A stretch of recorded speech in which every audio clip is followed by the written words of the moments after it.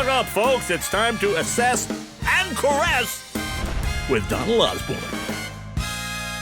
If you love classic cars, then Donald loves you.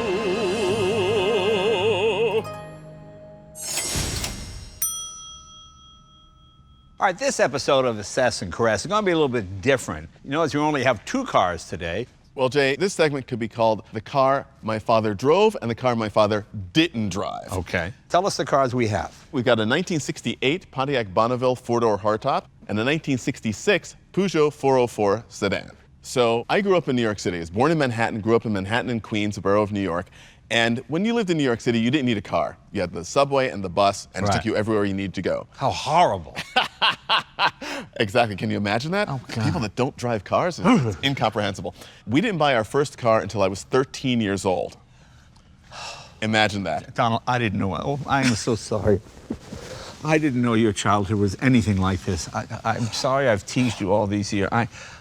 Well, go, continue. I'm surviving as best I can. So imagine the excitement Yeah, sure. in the Osborne household Right. when my 2 brothers and I learned that my father was going to buy a car. Well, we read all the car magazines. We knew everything about cars. So we said, Dad, the car you should buy is a Peugeot 404. It's classic, it's elegant. It's like having a Mercedes, but it costs a lot less. Right, and what a lot of people don't realize, these were exceptionally smooth riding cars.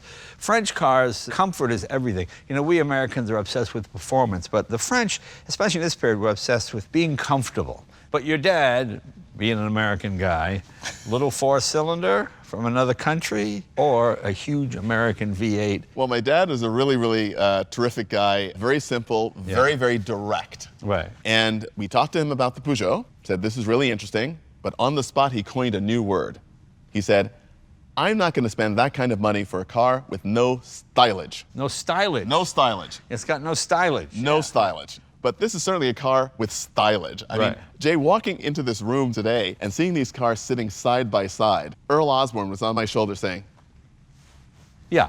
didn't I tell you? So this was the choice. Absolutely. He went for the V8 Pontiac. I still love this car. It's absolutely amazing. I've got great childhood memories. So you love it because of the memories, not necessarily because Exactly. it's a great car. My heart is still with the classic Pininfarina design of this Peugeot. Let's do our appraisal. I would probably go with the Bonneville because of the name and the prestige factor. This is still, I think, to the non-purist, just kind of a regular car that doesn't really have a lot of style. All right, Donald, which of these vehicles has appreciated the most?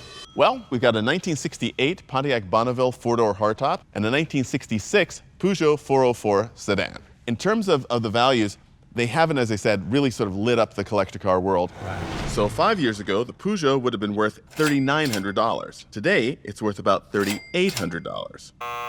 And the value of the Pontiac, 5 years ago, it would have been worth $8,700. Today, you could get about $8,900.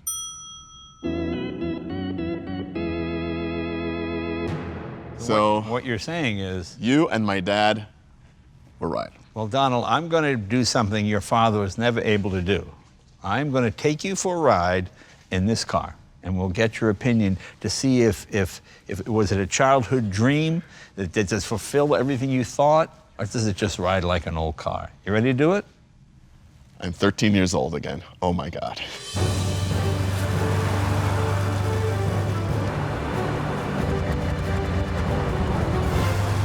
Well, we're driving in the Peugeot 404. My name is Earl Osborne. I'm Donald's father. Donald is 13. He's in the back seat. And as a 13-year-old, what's your impression? How do you like it back there? This car is great. It's everything I dreamed it would be, smooth and elegant. I feel like I'm driving in a Mercedes or a Rolls Royce. It's wonderful. Well, we've seen how Donald liked it as a 13-year-old, but how about as an adult? Let's put Donald behind the wheel. Will it be everything he thought? Ooh, let's find out. Now we're cruising. Now we're cruising. Okay. But there it we is go. incredibly comfortable, isn't it? Yeah, it is. It's very comfortable. It's quite smooth, as you said. So what do you think, Donald? Do you still want one? Absolutely. I think I do want one of these cars. You want one of these. It I does do. make you feel French, doesn't it? How's the anthem go? Allons enfants de la patrie. Yeah, something like that.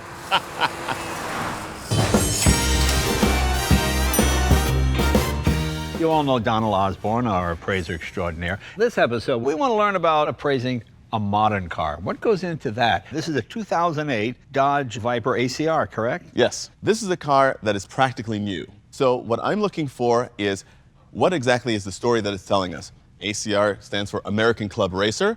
This is a Viper for the track. Right. And this was, I think, the first year of the ACR, correct? 2008? The first year of the ACR, limited edition car, and cars like this, high-performance, late-model cars, are frequently valued in the market by their mileage or lack thereof. All right, well, let's bring the owner in. His name is Jeff Dunham, very funny comedian. Jeff plays All right, clubs Jay. and Good to theaters see you. all across the country. All right. Donald, Good Hey, to see you, good my to see you. friend. Thank you. Did you buy this as a collector car? Did you buy it just as a fun car for the road? Did you buy it as a track car? What was your reason? It's all the above, actually. And you don't know this, but working the Comedy and Magic Club down in Hermosa Beach, you brought your 93 Viper there. And that's when I fell in love with Vipers. Oh, that's right. You were just 4 years old, as I remember. As a child. I remember picking up a young boy and the policeman saying, "Put him down." That was you. That was me. Yeah. So the Dodge Viper, the 94, was actually the first really nice car that I bought. And this thing came up for sale, and I'd never had an ACR. And thought this sounded like a lot of fun. This car sticker price was $102,000, and I paid $85 for it. You had the 94, and then Yep. you buy sort of a race version of your 94. Right. Do you notice a huge difference on the street? This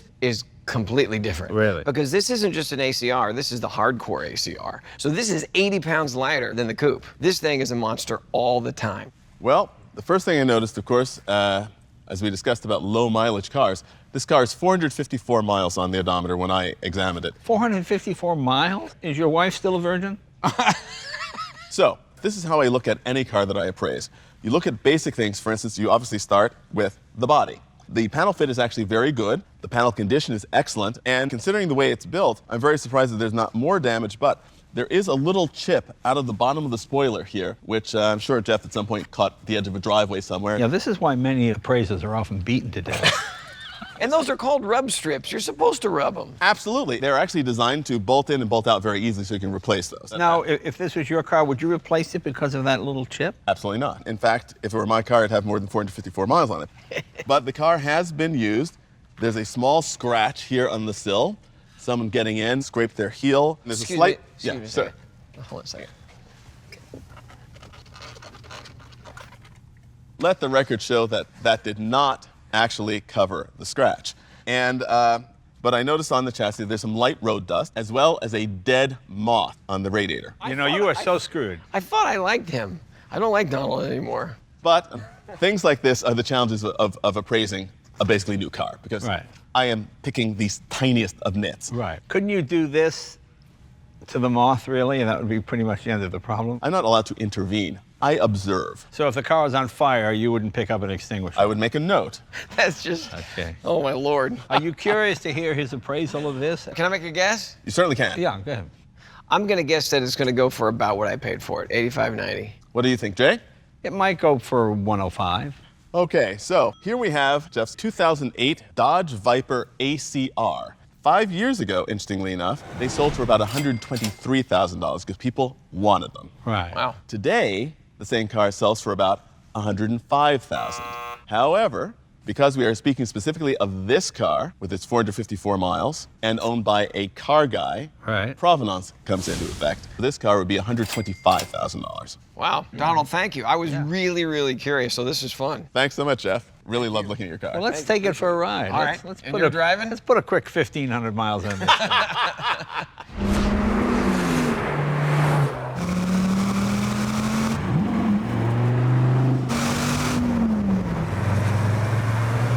You know, I was expecting really to be a noisy slam bang car. It's actually comfortable, plenty of room, plenty of power. Well, this is a car guy's car. Yeah. And I think that's why guys that get them do appreciate it. Jeff, I think you should take this car out and put 100,000 miles on it.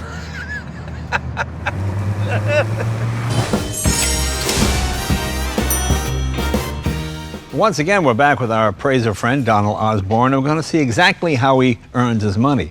Normally in this segment, we have 3 cars. We have 1 car here today worth probably twice as much as any 3 cars we've had on the show all put together. Yeah, exactly. This is a 2008 Bugatti Veyron 16.4. At the time, the perfect marriage of luxury and performance.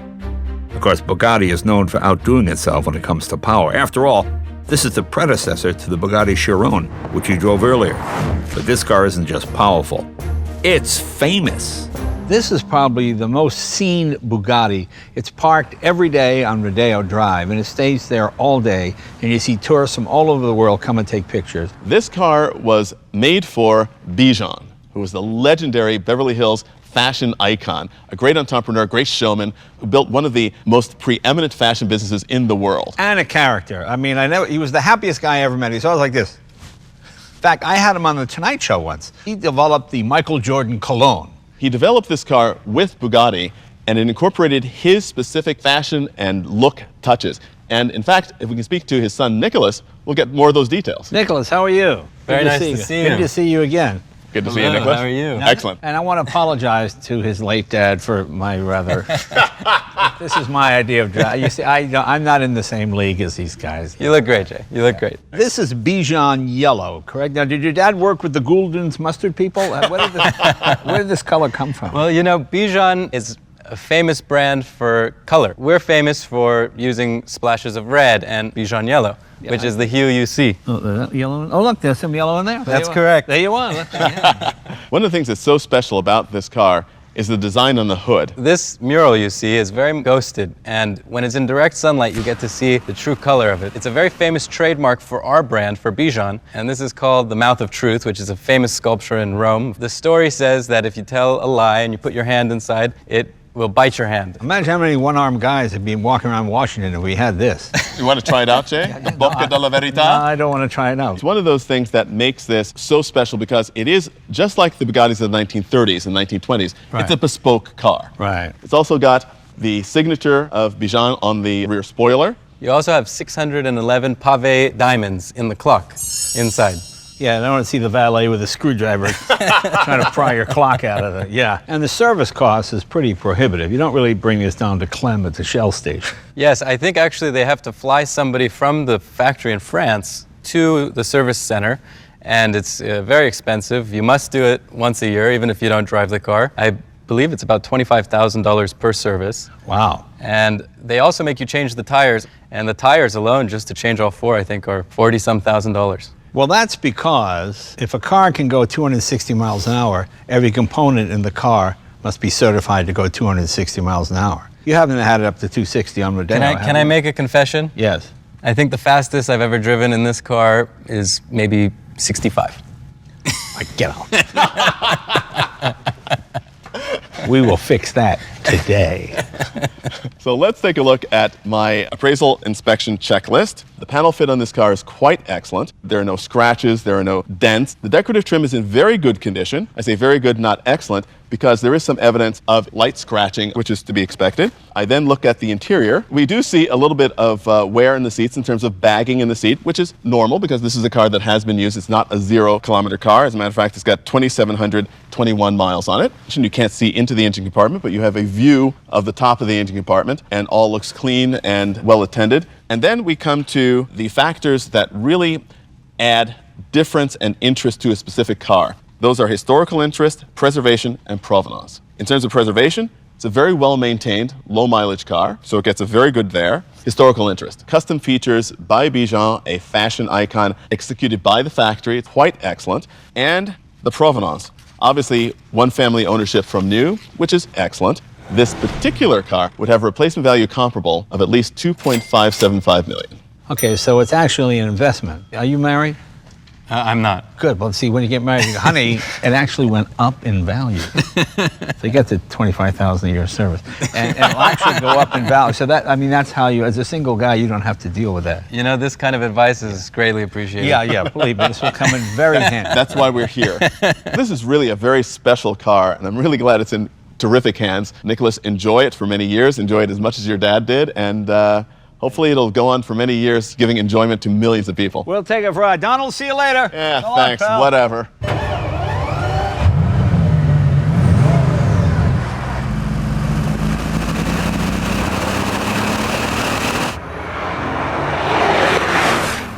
I filled the tank up for you, but this tank goes real fast. Yeah, I imagine it would, yeah. The problem with this car, if you're driving it like it should be driven, you get maybe 2-3 miles per gallon. Right.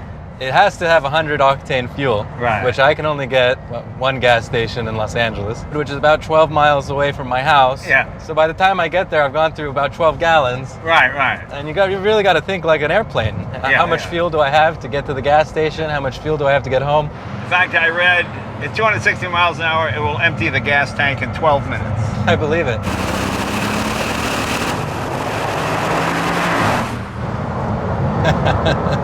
This is where it separates from the regular car. You Right. step on the gas. And it goes. And incredibly rigid. I mean, this thing, you could flip this thing at 200 and walk away from it. Yeah, you're. In fact, let's try that right now. Yeah, let's not try that. I know that I've seen some crazy videos of you rolling in cars and. I don't know, that's very scary. And it's always somebody else's car. The car was in Dubai for a Peugeot fashion show, and a good client of ours is one of the royal family members of the UAE. So he has several of them, and I got to follow him on the highway in between Abu Dhabi and Dubai. Right. That's where this car belongs. And how fast was he going? Oh, he was probably going close to 180, 190 miles an hour. He was long gone.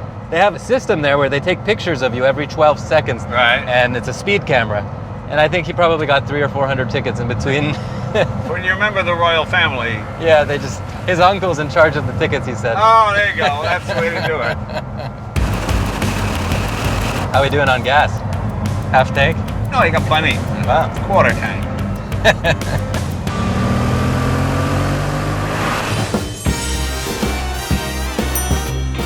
All right, behind the bow tie, this is where our appraiser extraordinaire Donald Osborne analyzes one car and tells you how he comes up with its value. And since this is cult classics, there's no bigger cult favorite than the 1959 Cadillac. Well, Jay, this particular car is the Sedan Deville. This is the deluxe Cadillac for the well-to-do family man. This is truly a cult classic. This is the last of the great cars designed by the legendary Harley Earl for General Motors. Now you brought the owner with you today? Rob Carlson. Rob, how you doing? Nice to meet you. Look like a confident Cadillac man. So what made you go nuts for these? I've always loved 59 Cadillacs. This is the third one that I've had. And this particular one, because of the flat top roof, really attracted me. These cars are very, very difficult and expensive to restore. Well, when I bought it, it was very tired. Not rusty, but really tired. Interior was black and white, and the rest of it started out as silver, but it turned kind of gray. Obviously, you painted it to a color combination you like better. Right. Does that hurt the value that you've changed the original color? What Rob did is something which is very, very smart. He chose this color combination, which was a color combination available when the car was new. And one of the things that I really love about this period of cars, and specifically the Cadillacs of this era, are the details. Like the interior, the fabrics that they use in the interiors. You can see where you're spending your money in every inch of this car. And I love this sort of grandma upholstery here. I almost expect to find some stale ribbon candy. This car is very highly optioned. It has the air conditioning, it has the electronic eye, it's got the fog lights. These are all things that were very, very desirable options. Now that's a hood. Oh. Now, Rob, I'm just guessing you cleaned this engine compartment but didn't restore it. Is that correct? That's about it. Yeah. In terms of historical interest, it rates very good because 59 Cadillacs are beloved throughout the world. Preservation, the car has been very, very well refurbished. And provenance. The history of this car is known from new, which is also something which we really look for. So, Rob, do you have any idea what the replacement value on this car might be? I just know it's worth a lot less than I have into it. That's all I know. Can we ask you how much you have into it? Oh, God. Probably like 60,000. About 60,000. Ouch. Okay. Yeah. A 1959 Cadillac Sedan Deville, like this one, today's market has a replacement value comparable of about $37,500. Wow.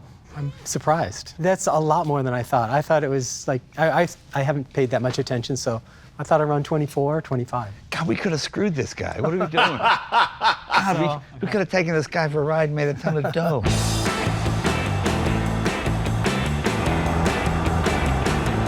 So can you feel the stability of those fins? Well, I don't know. I think you need to be going a little faster in order to really. I think you got to be going like 300 miles an hour to get the stability effect.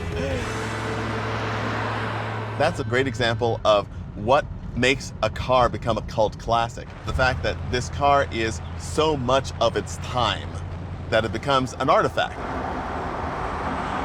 I don't know about your valuation, Donald. 37 grand for this car. That seems like a bargain to me. Absolutely, Jay. And to think about the fact that $37,000 can get you something which is a piece of history. I mean, wherever you go, wherever you drive, everyone recognizes a 59 Cadillac. But he wouldn't sell it for 37, right?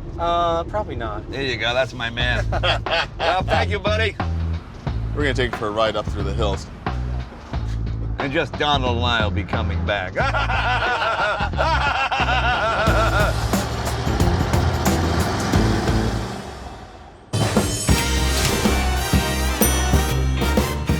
Welcome to the episode of Behind the Bowtie. This is where our appraiser extraordinaire, Donald Osborne, appraises a car. He shows you how he comes up with the value for it. But what do you do when you have a car like this? A car I've never seen or even heard of. Well, Jay, the Corwin Getaway, which is the car we have here, it's the brainchild of a brilliant black photographer named Cliff Hall.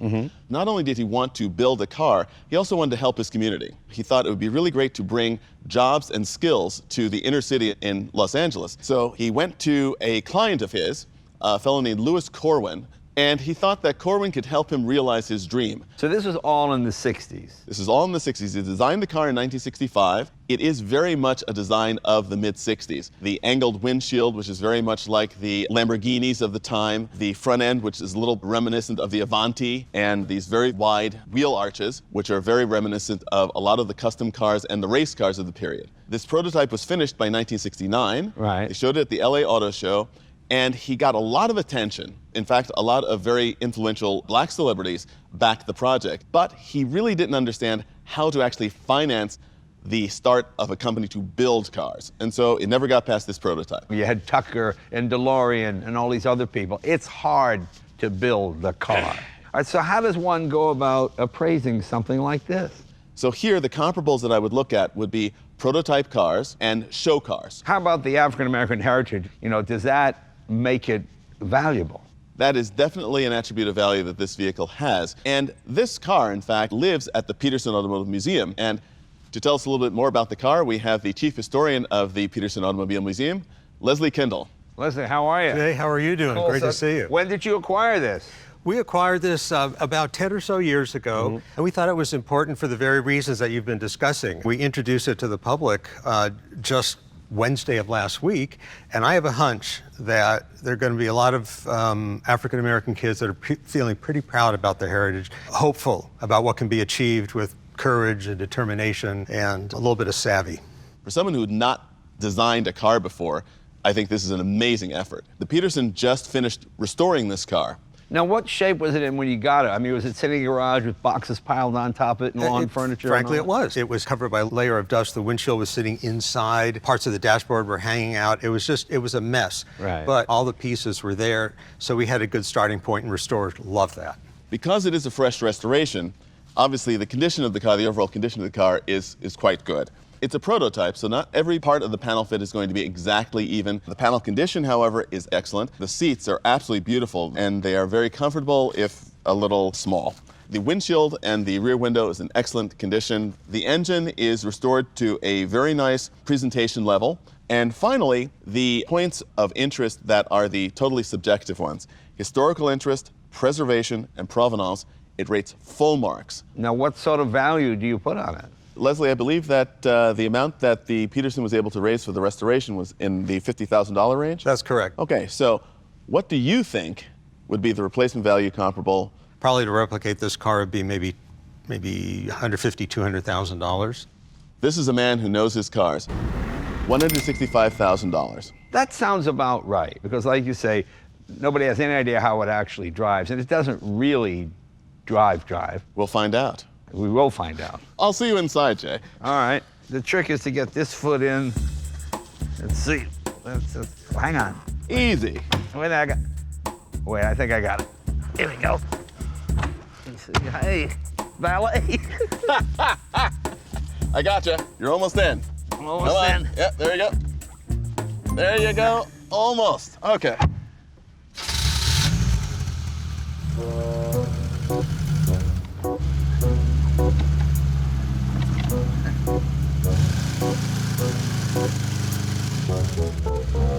I like this one when it goes to 160. That makes me laugh.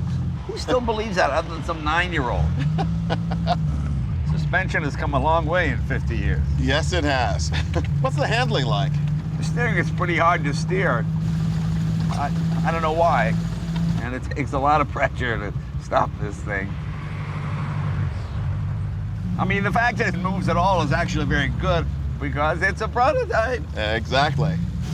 But Cliff, we salute you. You're an unsung hero. Oh boy, I don't know if you're gonna make it to the civil rights rally in this thing.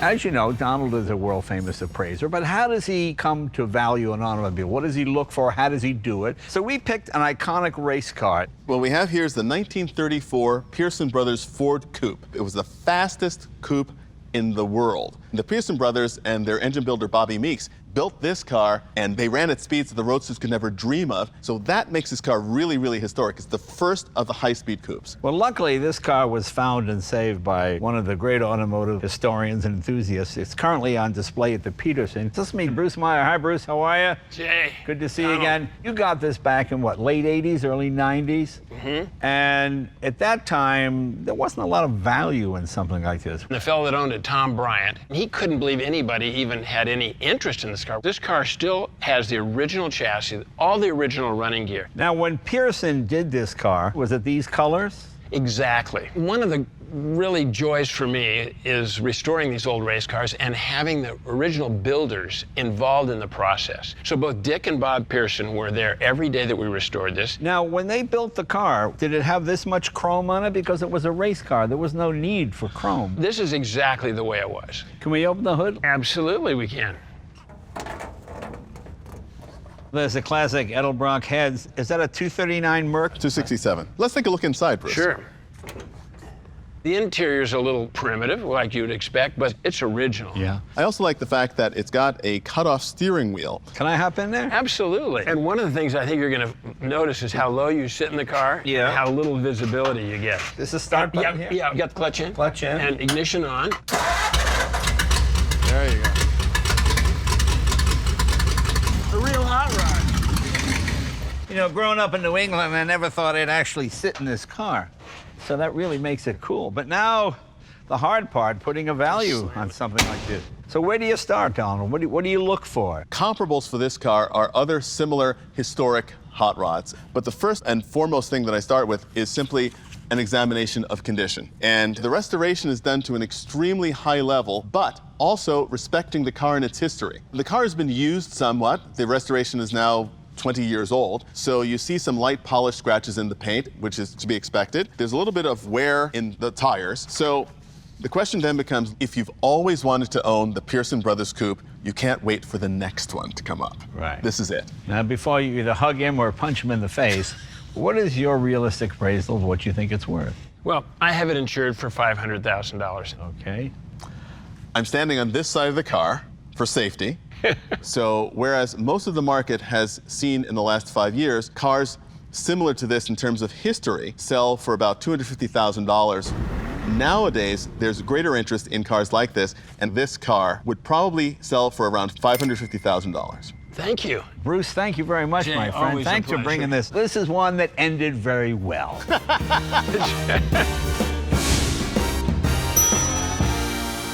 Time for another episode of Behind the Bowtie. What do we have today, Donald? Today, Jay, we have something very special indeed, a 2004 Ford Shelby Cobra concept car. Now, I remember this car. Carroll Shelby himself was involved in the building of it. This car also means a lot to me because I was actually at the dinner in which this received the award for Car of the Show. I was sitting at the table with Carroll Shelby and his wife when this car was introduced. So this car is seared into my memory, and I couldn't wait for Ford to build this car because I thought this is an amazing winner. This was built to be a real car, so it's got a bespoke engine, an engine developed just for this. All the parts on it actually work. Suspension goes up and down, brakes work. Now that may sound silly, but most concept cars don't. Most of them are sort of pushed onto a show stage and you look at it and then they push it off. This is a fire-breathing Cobra. It's a very exciting automobile. In fact, there's a wonderful book out called The Last Shelby Cobra. Chris Theodore is the author of the book. He's also the owner of the car. Chris Theodore, thank you so much for bringing this car to us. Thanks for reviewing the car. When this car was created, you were the vice president of advanced products for Ford. Jay Mays and I said we want to do a Cobra concept for the next auto show. It was probably in January, February of 2003. Carol came on board. We want to build this car. And then we said, let's make it a real runner, because we can use all the Ford GT components and a one-of-a-kind V10 engine that the guys had conjured up. So it was a dream project, got it all done, and had Carol drive it in Irwindale in December before the auto show. What I think the design team has done here is really capture the essence of the 427 Cobra without it being a copy of it in any way. It was a hell of a challenge, because they didn't want to do something that got accused of being retro. And if you think about a Cobra with the voluptuous fenders and the headlights, to do something modern was really, really difficult. Now when I show the car, I mean, people go, is it coming out next year? I mean, the design has aged well. Right. This is a show car, so it's not built to production tolerances. So the panel fit is good. Obviously, this car has not led a terribly tough life. The paint is in good condition. It's also been driven, so there are a few paint chips, which I think the car wears as badges of honor. The steering wheel shows a great deal of wear, because you really need to put your hands on that wheel in a firm and commanding manner, and I think that many people, including Carroll Shelby himself, will be said, have put his hands there. The instruments are absolutely beautiful. They built every single part, so I really don't want to fix anything. Do not touch them, absolutely not. No, no, no. Leave them exactly the way they are. They show the life of the car, and they know that you take very good care of this car, so they're not going to wear any more. Yeah. The engine itself is absolutely wonderful. It looks as if it just came out of the shop. Now we get to the real fun parts for a car like this. Historical interest is excellent. A one-off running concept car. You can't get better than that. Preservation is very good. It's extremely well presented. And provenance, as you mentioned before, Jay, it is in the hands of its first private owner, who was one of the leading members of the development team of the car, and it doesn't get better than that. Have you put a value on the car? I don't see you ever selling this thing. I don't want to give a number, but I think it's in the millions. Okay, let's see. Donald? The replacement value comparable I put on this car today is $1.5 million, but this car is not currently registered for the street. Once you get this car registered for the streets, the value would go up considerably, as high as $3 million. See, I think you've undervalued it. The one thing that you're missing is the excitement of the auction. When you get in that room and you got two rich guys who grew up just idolizing Carroll Shelby. But we're looking to say, what would Chris have to spend to get a similar car, not what the next person would pay Chris for this car. Right, right. I like his argument, though. Who wouldn't? That's right. Well, see, I want to drive the car. That's why I said that.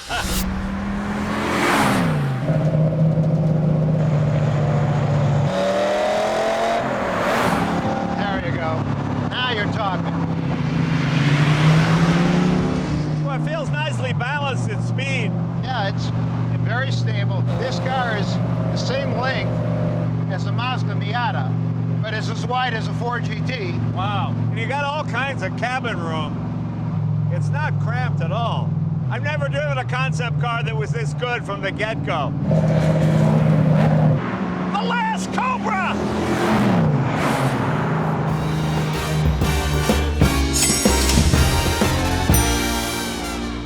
Okay, it's an episode of what we call Behind the Bowtie. This is where we ask our appraiser, Donald Osborne, to tell us why a car is valuable, what it's worth, and how he goes about appraising it. So tell us what we have here. Well, Jay, we have a car that's very special indeed. It's a 1957 Chrysler Boano Speciale Coupe. Okay. Now, there's a lot of words that go together in a very interesting mix. This is basically a Chrysler 300B. So it's a letter car. It's a letter car with a Hemi engine with a beautiful Italian suit. It's not just simply dressed in an Italian suit, it's actually made in an Italian sporty manner. This car rides on a 119-inch wheelbase, shortened from the standard 126-inch wheelbase, so it becomes a two-seater, and this car has great provenance. This car was originally ordered by Gianni Agnelli of the Fiat family. Sure. And for a Chrysler, and for an Italian-bodied Chrysler, it has sort of a Bentley-esque look. It does, very much so. And to me, the amount of restraint shown in the design is what really makes it impressive. It looks fantastic. The combination of the history and the way this car has been restored really tells the story of the pursuit of perfection. And we have here, representing the owner, Daniel Castro. Daniel, how are you? Jay. Nice to see you. Good to Congratulations. see you. Thanks for having us. Daniel's the son-in-law of the owners. And Daniel, this is an absolutely amazing car. Yeah, absolutely. Thank you so much. Let's take a look at that wonderful engine. This is the optional engine, and in fact, with the 300B with the optional engine, 2 4-barrel carburetors, and I think one of the best looking engines that they ever made in the 1950s. The Hemi engine was always a beautiful motor. And you'll also notice for a car like this, it's got a bench seat, a separated bench seat. I recognize the Chrysler steering wheel. That's 100% stock. The push-button transmission, the gauges are all stock. The radio. The radio, the knobs. I remember instead of ashtray, they would say ash receiver, which is always made me laugh. And so now we'll just talk about how I evaluate a car like this for an appraisal. The panel fit on this car is excellent. The paint is absolutely spectacular. The decorative trim is also in superb condition. And then we go inside and the seats are absolutely beautiful, but we do have some soiling because the car has been lightly used. The dashboard and the wheel, as you were commenting on before, are in absolutely spectacular condition. The restoration is absolutely spectacular. And the provenance, every owner is known from new. A car like this, one of the coach-built Chrysler Specials, 5 years ago might have been had for about $450,000. Today, I would put the replacement value comparable of this car at $850,000. That's interesting. That's less than I would have thought. Only because I see 2 people at an auction battling over the car. I mean, it's that type of car. What do you think? I think it's less. I mean, it's a piece of history. You know, Boano being a designer that is, I think, underrated. So this one being his named vehicle, and a really fantastic illustration of his work, his restrained work, as you said. I think it's quite special. It's really something. Well, with your permission, Daniel, we'd like to take it out and keep see if we can keep up with traffic. Yeah. How about that, Jay? Let's give it a shot. All right.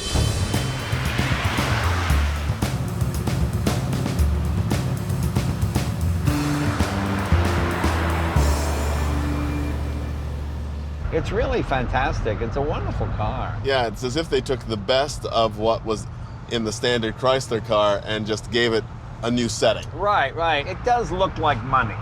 Yes. I just want to straighten my bow tie just a little more, just riding in this car. You know? Right. Okay, the horn is not Chrysler. That's obviously Fiat horn.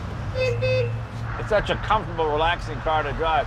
Obviously, suspension and brakes are where you see the age comes in. Right. But just driving normally like this, this could be a 2020 car. You know? Exactly. Yeah, it's fantastic. Yeah, I know Daniel's waiting for us back at the garage, but let's take a drive up the coast for a couple hours. He can wait a little bit longer. Absolutely. Yeah.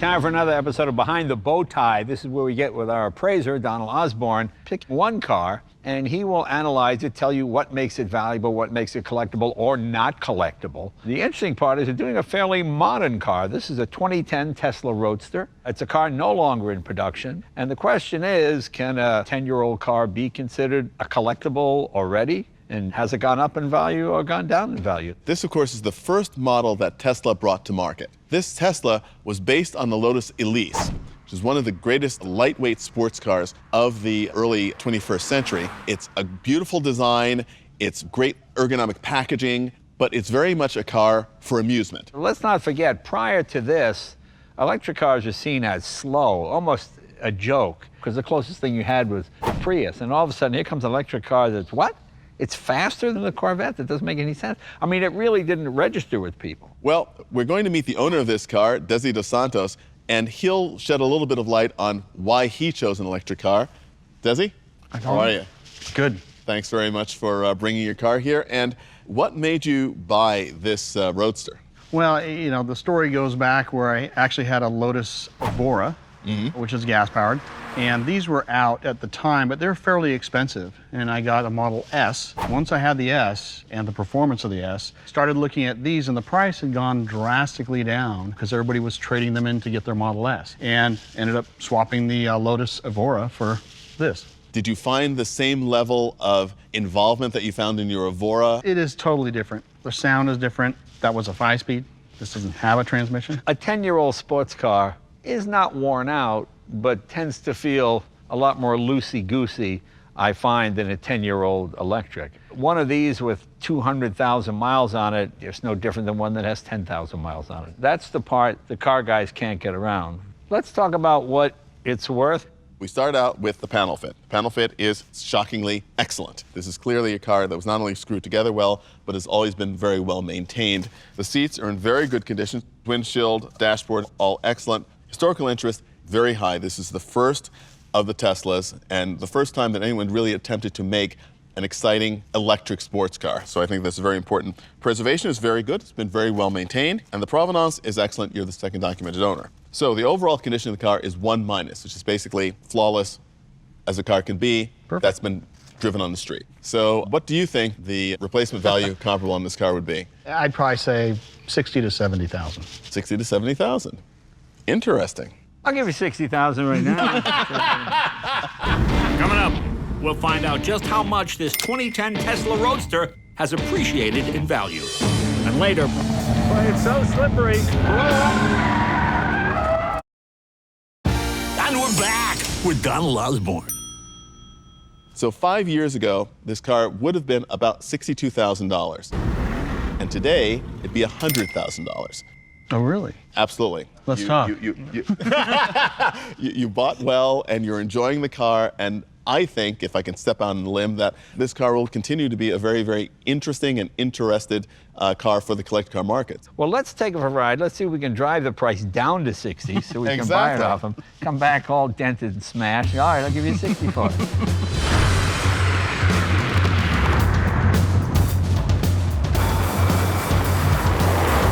Well, I like this because it's the shock of the new, you know. It doesn't make any noise. It's incredibly fast.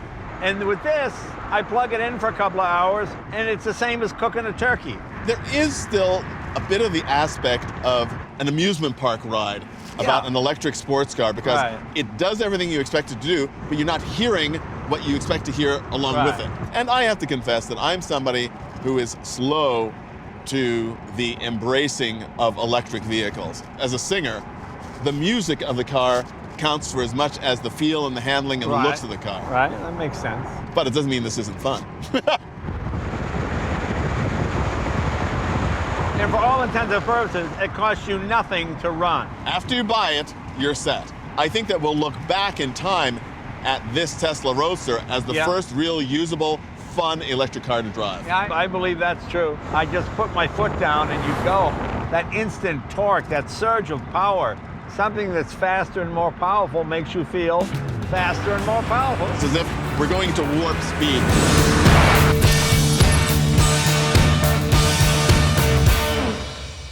Hey CNBC fans, thanks for checking out our YouTube channel. Here you'll find videos from all your favorite CNBC shows. Be sure to subscribe by clicking right here. Click on the videos around me and watch the latest from CNBC. Thanks for watching.